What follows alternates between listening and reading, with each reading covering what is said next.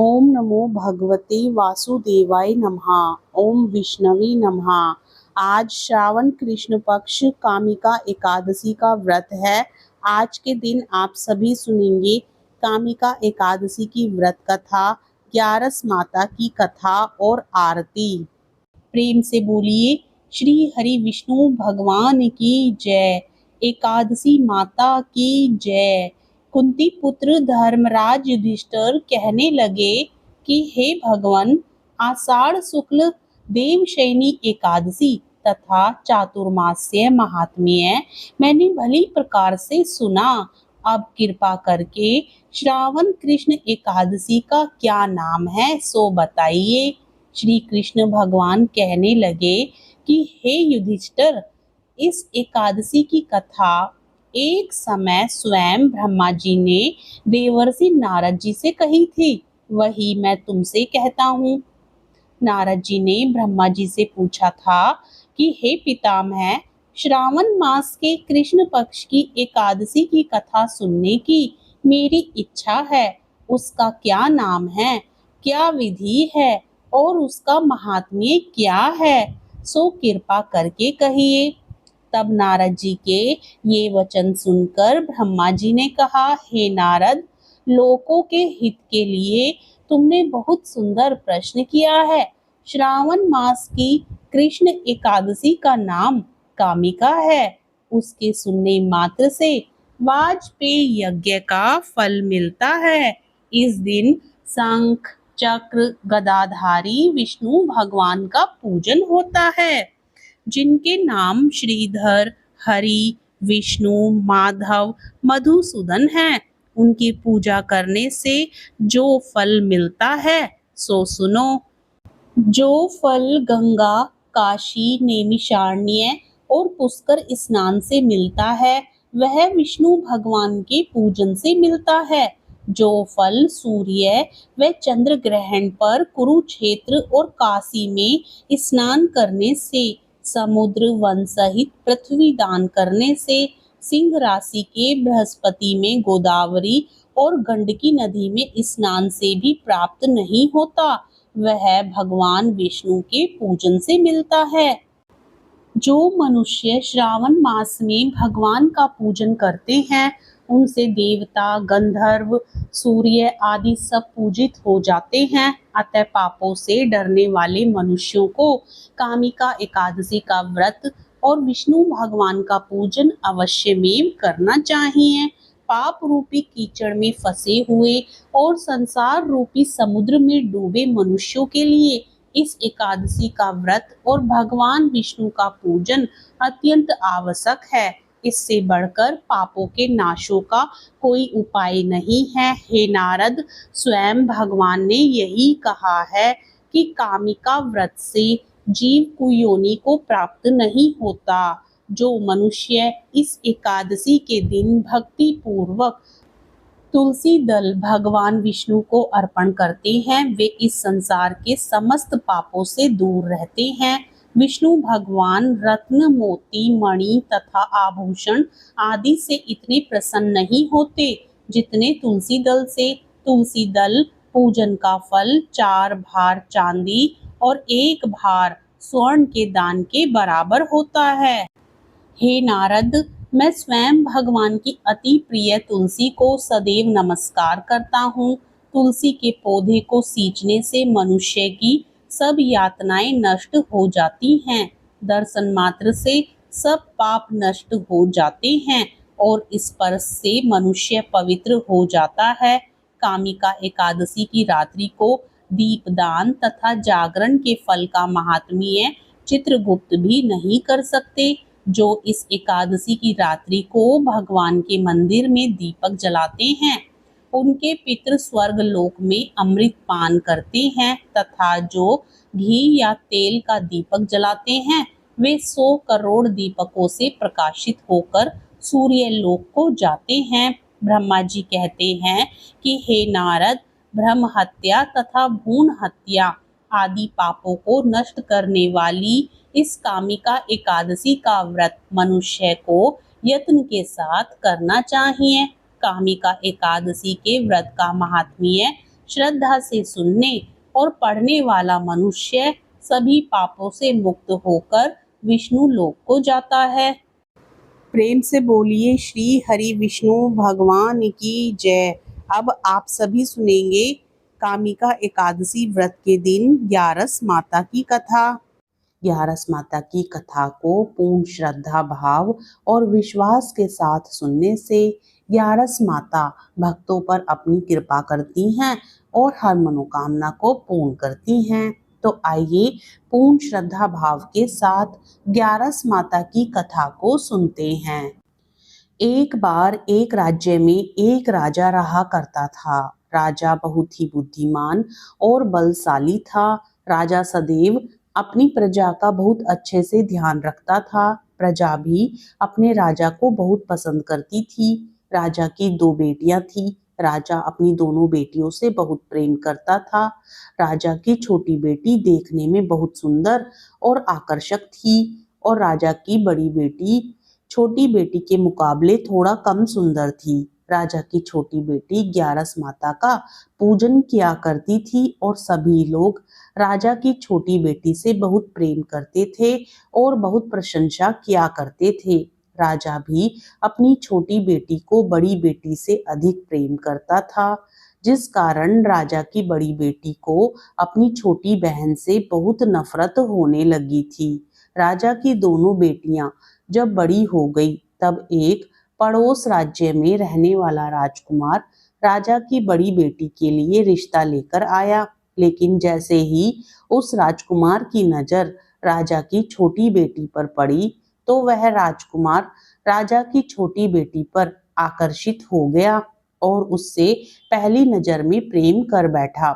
उस राजकुमार ने राजा की बड़ी बेटी के साथ विवाह करने से मना कर दिया और उसने राजा से कहा कि मैं आपकी छोटी बेटी से विवाह करना चाहता हूँ। जिसके बाद राजा की बड़ी बेटी यह देखकर अपनी छोटी बहन से बहुत क्रोधित हो गई और राजा की बड़ी बेटी ने अपनी छोटी बहन को अपना सबसे बड़ा दुश्मन मान लिया। राजा की बड़ी बेटी ने अपनी छोटी बहन से बदला लेने का निर्णय किया, जिसके लिए उसने अपनी छोटी बहन को जान से मारने का प्लान बनाया। राजा की बड़ी बेटी ने अपनी छोटी बहन को मारने के लिए सबसे पहले एक लड्डू में जहर मिलाकर अपनी छोटी बहन को दे दिया और उसको लड्डू खाने के लिए कहा। लेकिन लड्डू खाने के बाद भी छोटी बहन को कुछ नहीं हुआ। बड़ी बहन यह देखकर बहुत आश्चर्यचकित हो गई, लेकिन बड़ी बहन ने हार नहीं मानी और उसने जब रात में छोटी बहन अपने कमरे में सो रही थी तब एक मटके में सांप रखकर उसके कमरे में छोड़ दिया। लेकिन सांप भी छोटी बहन का कुछ नहीं कर पाया। जिसके बाद बड़ी बहन ने अपनी छोटी बहन से कहा कि चलो हम लोग कुएं में से पानी भरकर लाते हैं, जिसके लिए वह अपनी छोटी बहन को पानी भरने के बहाने कुएं के पास ले गई और उसने अपनी छोटी बहन को कुएं में धक्का दे दिया। लेकिन छोटी बहन को तब भी कुछ नहीं हुआ, क्योंकि हर बार ग्यारस माता उसकी रक्षा कर रही थी और उधर बड़ी बहन अपने सारे प्रयासों के बाद असफल हो रही थी, जिससे वह बहुत क्रोधित होती जा रही थी। फिर उसने अपनी छोटी बहन के पास जाकर उससे खुद ही पूछा कि मेरी छोटी बहन, तुमको पता है भगवान ने सबकी मृत्यु एक दिन निश्चित समय पर लिखी हुई है और कैसे तुम्हारी मृत्यु होगी, क्या यह तुम जानती हो? तब छोटी बहन ने अपनी बड़ी बहन को बताया कि हाँ, मैं जानती हूँ मेरी मृत्यु कैसे होगी। छोटी बहन से यह सुनकर बड़ी बहन मन ही मन बहुत प्रसन्न होने लगी और उसने अपनी छोटी बहन से कहा कि तो मुझे अपनी मृत्यु का राज बताओ। छोटी बहन ने अपनी बड़ी बहन से कहा कि मेरी मृत्यु तो एक तोते में है, जो तोते के गले में एक हार है, उससे मेरी मृत्यु होगी। जब तक कोई भी व्यक्ति तोते को मारकर वह हार अपने गले में पहनेगा तो मैं मूर्छित हो जाऊंगी और जैसे ही उस हार को अपने गले से उतारेगा तो मैं वापस से जीवित हो जाऊंगी। अपनी छोटी बहन की मृत्यु का राज जानकर बड़ी बहन बहुत ही खुश हो गई और उसने अपनी छोटी बहन को मारने के लिए उसके पालतू तोते को ढूंढना शुरू कर दिया और छोटी बहन को इस बात का आभास हो गया था कि कोई उसकी जान लेना चाहता है, जिसके लिए वह अपने पिताजी के पास गई और उसने अपने पिताजी से कहा कि पिताजी, मेरी मृत्यु के बाद आप मुझे जलाइएगा मत, बल्कि आप मुझे अपनी पुरानी हवेली में एक पलंग में लिटाकर छोड़ दीजिएगा। अपनी छोटी बेटी की यह बात सुनकर राजा बहुत आश्चर्यचकित हो गए। राजा ने अपनी छोटी बेटी से पूछा, बेटी तुम यह क्या कह रही हो? तब राजा की छोटी बेटी ने बताया, पिताजी समय किसी के लिए नहीं रुका है, कब क्या हो जाए किसी को कुछ पता नहीं है। और फिर राजा ने अपनी छोटी बेटी से कहा कि तुम ऐसी बातें क्यों कर रही हो? 2-3 दिन में तो तुम्हारा विवाह है। लेकिन छोटी बेटी ने अपने पिताजी को ऐसा करने पर मजबूर कर दिया और उनसे वचन ले लिया।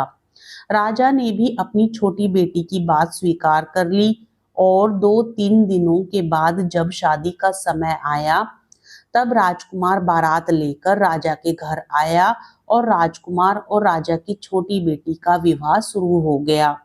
जैसे ही राजा की छोटी बेटी राजकुमार के साथ फेरे लेना शुरू करती है, तो उसकी बड़ी बहन अपनी छोटी बहन के कमरे में जाकर उसके तोते को पकड़ लेती है और उसको जान से मार देती है। तोते के गले में जो हार था उसको अपने गले में धारण कर लेती है। जैसे ही बड़ी बहन उस हार को अपने गले में धारण करती है, तो उधर छोटी बहन 3.5 फेरे ही ले पाती है और वहीं पर बेहोश होकर गिर जाती है। जिसके बाद राजा ने बड़े बड़े दर्द हकीमों को बुलाया और अपनी छोटी बेटी का इलाज करने के लिए कहा। राजा की बात सुनकर वैद्य ने छोटी बेटी को जब देखा, तो राजा को बताया कि आपकी छोटी बेटी ना तो जीवित है और ना ही मरी हुई है। यह मैं ऐसा पहली बार देख रहा हूँ। राजा ने वैद्य और हकीम को यह बात बाहर बताने से मना कर दिया और उनको कहा कि अगर तुमने यह बात किसी को बाहर बताई तो हम तुम्हें फांसी दे देंगे। राजा ने अपनी छोटी बेटी को पुराने महल में जाकर एक पलंग पर लेटा दिया और वहां पर कुछ सैनिकों को तैनात कर दिया। वापस अपने महल पर आ गया। राजा की बड़ी बेटी अपने पिताजी के पास आई और कहने लगी कि पिताजी, अगर यह शादी संपन्न नहीं हुई तो आपकी इज्जत का क्या होगा? आप कहें तो मैं आपकी इज्जत बचाने के लिए राजकुमार से शादी करने के लिए तैयार हूँ। जिसके बाद राजा ने अपनी बड़ी बेटी की बात मान ली और राजा ने बड़ी बेटी को छोटी बेटी के कपड़े पहनाकर मंडप पर भेज दिया। लेकिन राजकुमार यह जान गया कि यह राजा की छोटी बेटी नहीं है, बल्कि यह राजा की बड़ी बेटी है। लेकिन जब राजकुमार ने शादी करने से मना किया, तो सभी लोगों ने राजकुमार को विवश करके राजा की बड़ी बेटी से बचे हुए फेरों को संपन्न करा दिया और विवाह करवा दिया। जिसके बाद राजकुमार राजा की बड़ी बेटी को अपने महल ले गया।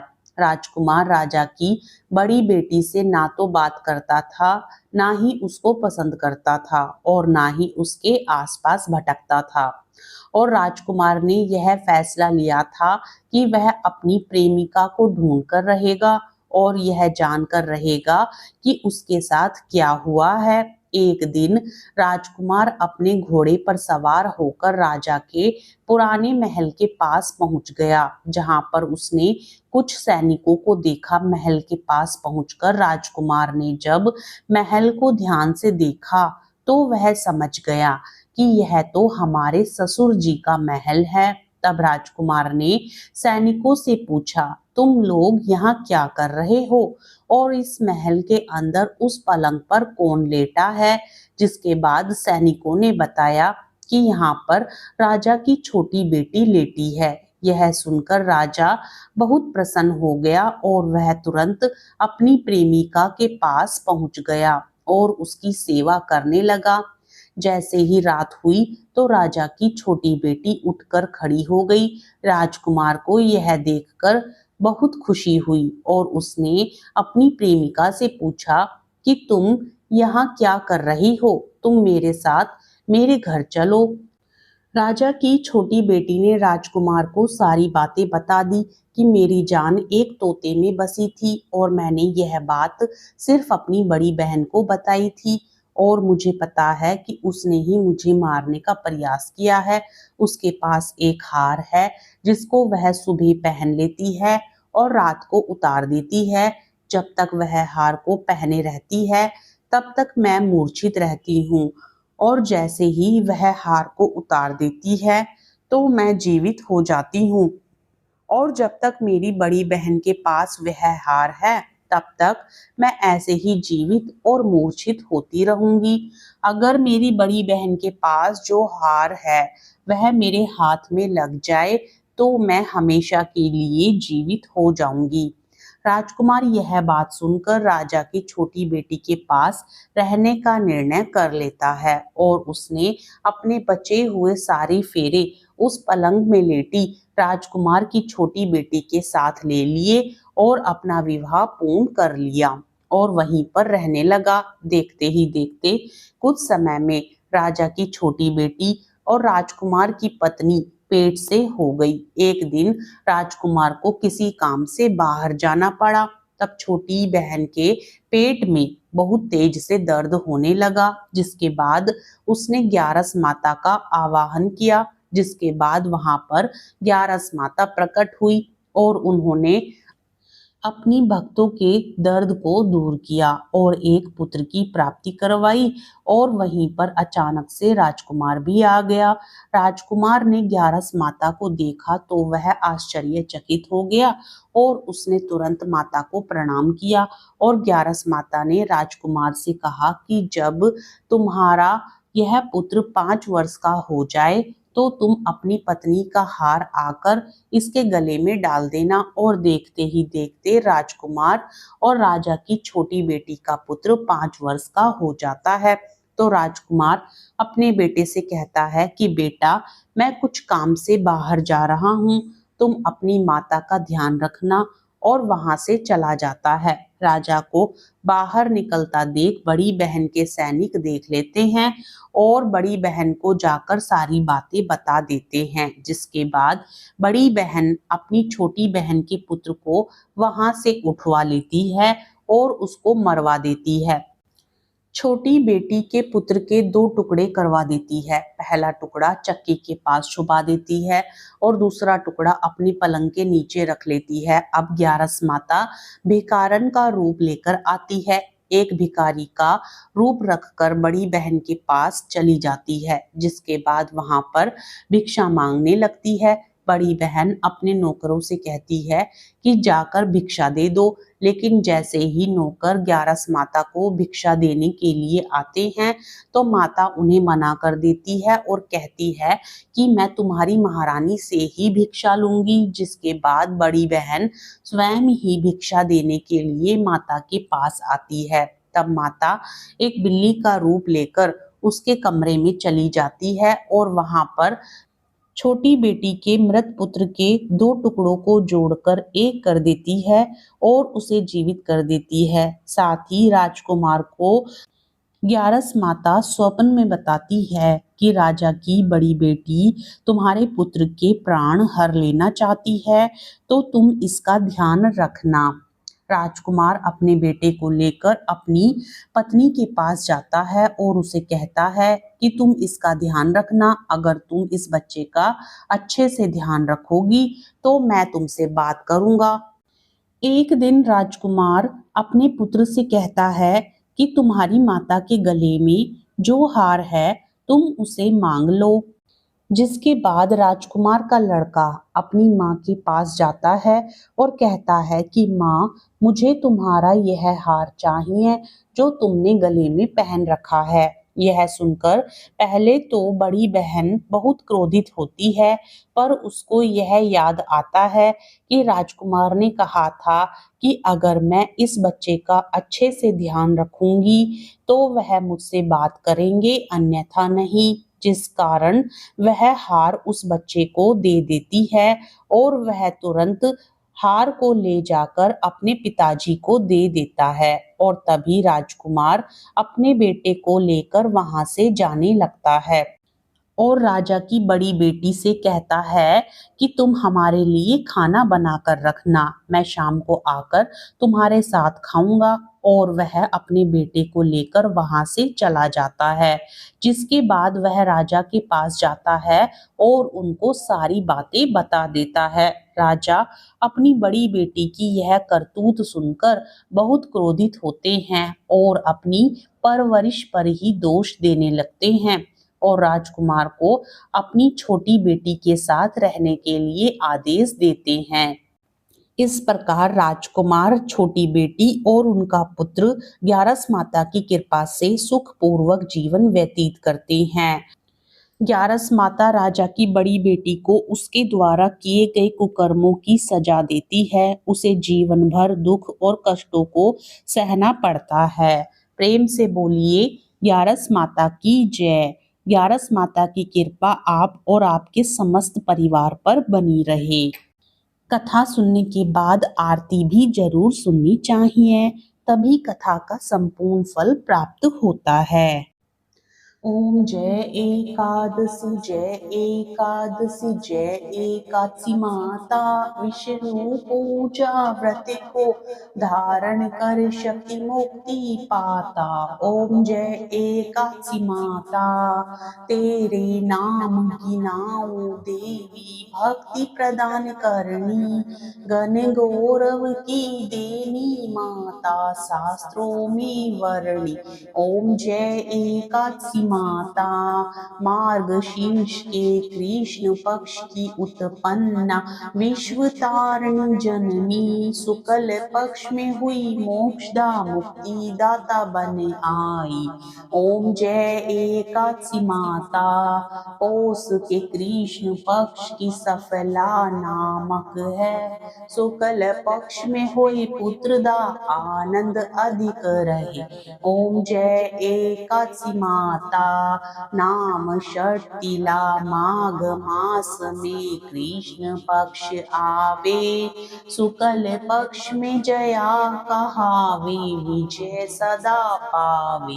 ओम जय एकादशी माता, विजया फागुन कृष्ण पक्ष में, शुक्ला आम्ल की, पाप मोचनी कृष्ण पक्ष में, चैत्र महाबली की। ओम जय एकादशी माता, चैत्र शुक्ल में नाम कामदा, धन देने वाली, नाम बरूथनी कृष्ण पक्ष में, वैशाख महावाली।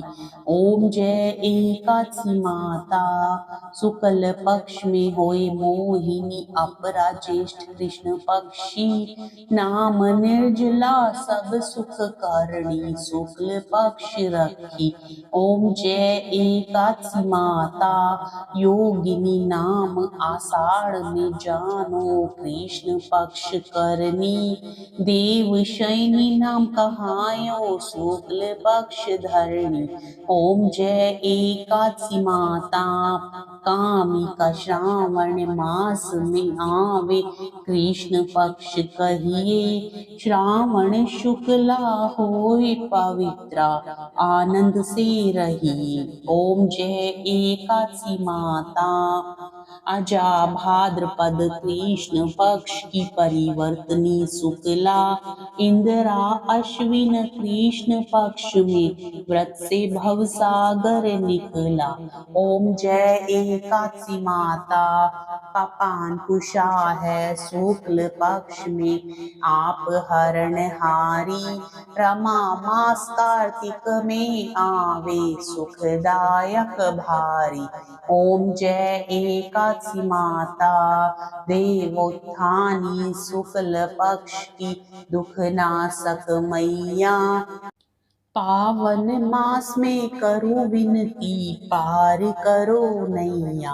ओम जय एकादशी माता, परमा कृष्ण पक्ष में होती जन मंगल करणी।